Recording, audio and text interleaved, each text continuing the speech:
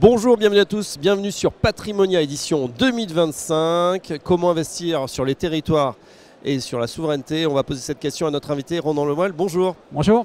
On découvre avec vous que vous êtes le président d'Épopée Gestion. Peut-être certains ne connaissent pas encore cette société de gestion. Expliquez-nous cette jeune société de gestion. Épopée Gestion a 5 ans, on a fêté nos 5 ans il y a quelques jours maintenant. C'est une société qui s'est créée avec une logique simple. On s'est dit il y a 5 ans avec mon associé Charles, il y a une bonne manière de répondre aux grands enjeux écologiques, sociétaux, environnementaux, c'est de donner plus de place au territoire.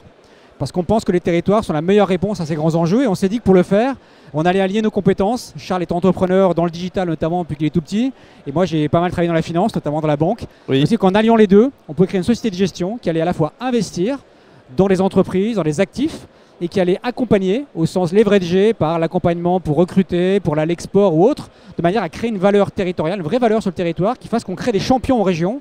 Et créant des champions en région, comme M. Jourdain faisait de la pro sans le savoir, on allait faire de l'aménagement du territoire sans le savoir. Donc, Épopée Gestion est née comme ça il y a 5 ans.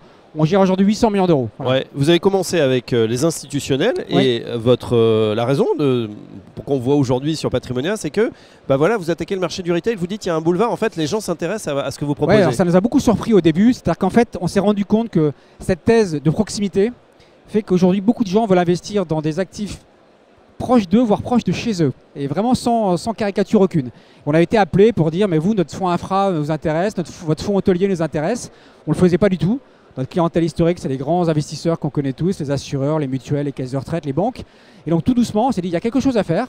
Donc on va retailiser entre guillemets nos véhicules, hôtellerie et véhicules infra. Donc c'est né de cette demande qui est arrivée du terrain finalement, au moment où on faisait un peu notre tour de Bretagne, notre tour du Grand Ouest, où on a entendu émerger des gens qui disaient mais moi j'en veux, et on ne pouvait pas les proposer, il fallait les rendre accessibles à cette clientèle. Et ces choses faites aujourd'hui, on peut trouver vos fonds un petit peu partout? Exactement, ils sont accessibles pour ce qui est notre fonds hôtellerie à peu près partout chez tous les bons CGP, j'ai envie de dire, et même dans les banques privées. Donc c'est un fonds qui est 150 0 BTR, qui a une performance attendue de l'ordre de 10% sur 10 ans, et qui est un fonds qui propose une thèse très simple. C'est le Grand Ouest, est un territoire assez extraordinaire, c'est notre zone de chalandise privilégiée, mais c'est une zone sur laquelle il manque beaucoup d'hôtellerie de qualité. Donc notre thèse, c'est acheter les hôtels dans leur jus, entre guillemets, les rénover, faire des capex dedans, les mettre entre 4 étoiles et les porter pendant 4, 5, 6 ans, avec l'idée d'avoir à la fois un projet de rentabilité, c'est à la fois l'actif immobilier et l'actif hôtellerie, et un projet également qui fait du sens. On peut voir les actifs qui viennent finalement dynamiser le territoire. Ça, c'est la première classe d'actifs. Et deuxième, c'est l'infra.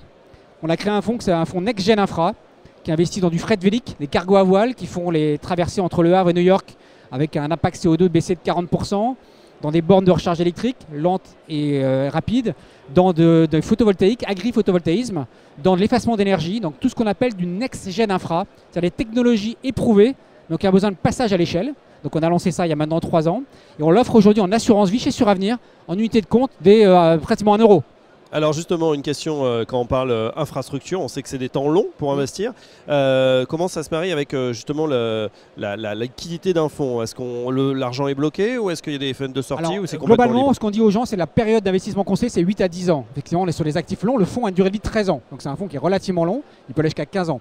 Seulement, il y a une fenêtre de blocage pendant les 5 premières années et après on commence à générer la liquidité pour les cas de sortie habituels. Mais effectivement, on est plutôt à dire à notre clientèle, en tout cas les CGP, les banquiers privés, les assureurs, quand vous venez investir sur ce fonds, c'est un fonds en diversification sur lequel vous devez être présent entre 8 et 10 ans pour vraiment en tirer tout le potentiel. C'est un fonds qu'on appelle Greenfield, donc qui investit sur les projets nouveaux. Donc on monte les projets, donc il y a ce qu'on appelle la courbe en J au départ, effectivement, et ensuite on va tirer toute la rentabilité du cash flow. Le cash flow rembourse intégralement le fonds au bout de 10 ans. Et à la sortie, on a l'upside qui est lié aux plus-values qu'on fait sur les actifs. Mais vraiment, c'est une période conseillée relativement longue. Voilà, donc attention, peut-être pas à mettre entre toutes les mains.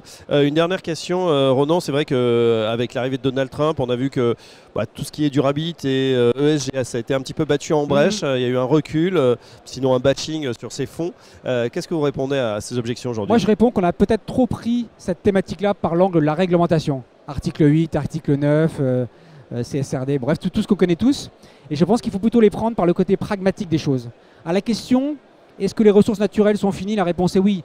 À la question, est-ce qu'il y a un sujet d'aménagement du territoire, de personnes qui vivent dans des villes où ils ne peuvent plus se loger? La réponse est oui. Donc, effectivement, il y a un vrai sujet auquel il faut répondre par les vraies problématiques ou des vraies thématiques de terrain. Oui. Nous, c'est ce qu'on dit. Et ce qu'on essaie de vendre, finalement, c'est une approche d'ESG-T, on l'appelle comme ça chez nous, ESG territoriale. en montrant non pas par les réglementations mais par l'action concrète ce qu'on est capable de dégager en termes de valeur ESG. Et si on est capable de le faire comme ça, je pense qu'on est capable de battre en brèche les idées de Donald Trump qui s'appuient surtout sur la lourdeur de la réglementation, ce qui est vrai, mais qui oublie au passage de passer des vrais sujets de terrain qui eux sont concrets. Et ben voilà, si vous souhaitez investir vous aussi sur les territoires, notamment le Grand Ouest et sur la durabilité, Épopée Gestion. Merci Ronan Lemoine, je rappelle que vous êtes président d'Épopée Gestion et à très bientôt sur notre antenne.